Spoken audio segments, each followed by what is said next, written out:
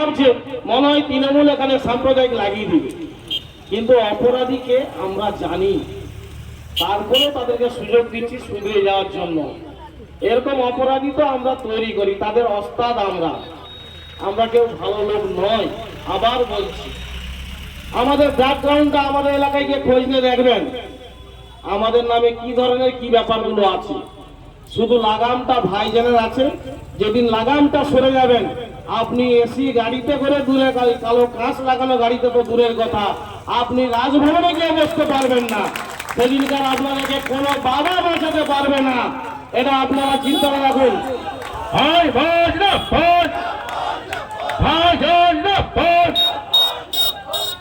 আমরা মুখে বলছি না, আপনাদের যদি বিশ্বাস না হয়, আগামী পঞ্চায়েতরা দেখেছেন আইমা প্রার্থী দিয়েছিল বলে সমস্ত এলাকাতে শান্তিপূর্ণভাবে ভোট হয়েছে। এবারে আমরা প্রার্থী দেবো কি দেবো না সেটা ভাইজান চিন্তা করবেন। এইবারে ভোটটা কেমন হয় আপনারা দেখবেন। আর নেতাগুলো যেগুলো আছে আমাদেরকে শুধু বলে দেন যে ভাইজানকে শুধু বলে দেন যে আপনার কোনো দয়া দরকার নেই, আপনার সাথে আমরা থাকছি না, ছেলেদেরকে যা খুশি করতে বলুন, 8 দিনের জন্য ছেড়ে দিন। দেখি পশ্চিমবঙ্গে কোন এলাকাতে কোন নেতা মন্ত্রী শান্তিতে বাড়িতে থাকে। আর এই দুষ্কৃতি তো দূরের কথা, এদেরকে আমরা কিছুই মনে করি না, পানি খাওয়ার মতন খেয়ে নেবো, প্রথমে বিসমিল্লাহ বলে ফুঁক দিয়ে উড়িয়ে দেবো, এটা কোনো ব্যাপার নয় আমাদের কাছে। যদি দম থাকে, আমাদের আলফাবাবু বলে গেলেন যে চ্যালেঞ্জ করছি, আমরা চ্যালেঞ্জ ফ্যালেঞ্জ করার সময় আমাদের হাতে নেই ভাই, নিজেদের কাজ করতেই ব্যস্ত, কখন চ্যালেঞ্জ করব। তো সাবধান হয়ে যান, যখনও পকেটে ঢুকিয়ে নেব, এটা ভাববেননি যে আপনাদেরকে ছেড়ে রাখছি।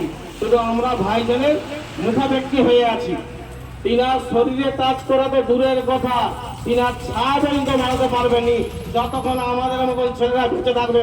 আপনারা দোয়া করুন। আমি বলছিনি যে এখানে হিন্দু লোকরা পোস্টার ছিঁড়েছে, আমি বলছিনি মুসলিম লোকরা ছিঁড়েছে, কে ছিঁড়েছে সেটা আমরাও ভালো করে জানি, আমাদেরকে শিখাতে হবে না, শুধরে যান। এর আগে বহু লোক এরকম করেছে, আবার রাতের অন্ধকারে গিয়ে ভাইজানের পায়ে হাতে ধরে কান্নাকাটি করে ক্ষমা চেয়েছে। তো আপনাদেরকে সুযোগ দিচ্ছি, ক্ষমা চেয়ে নেন, সময় আছে, আমাদেরকে খাপাবেন না। জানেন তো পাগলা ষাঁড় রাস্তা ধারে চললে কাউকে চেনে? আমরাও একটা পাগলা ষাঁড় আছি, কখন কোন দিকে গুটিয়ে দেবো আপনারা নিজেরাই কিনারাও খুঁজে পাবেননি। যাই হোক, ভালো থাকুন, সতর্ক হন, মানুষের কাজে লাগুন, এই আশা আকাঙ্ক্ষা রেখে আমি সবাইকে ধন্যবাদ জ্ঞাপন করে আমি আমার ক্ষুদ্র বক্তব্য শেষ করছি।